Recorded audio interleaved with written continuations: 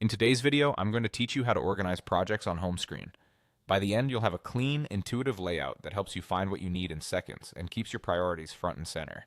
Start by heading to your home screen. This is the main dashboard where your projects appear as cards, tiles, or a list. If your workspace has multiple areas, make sure you're on the home or dashboard view where reordering is allowed. Give the page a moment to load so everything is current before you start moving things around.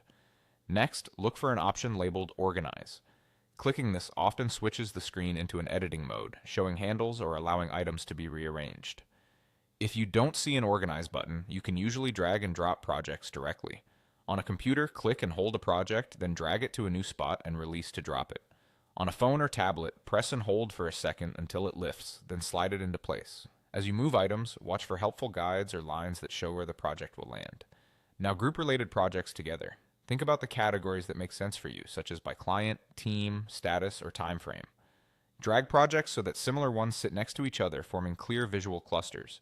Keep each cluster tight and leave a little space between groups so your eye instantly recognizes where one set ends and another begins. Arrange groups in a consistent order, like most active on the left and longer term on the right, or by earliest due dates first.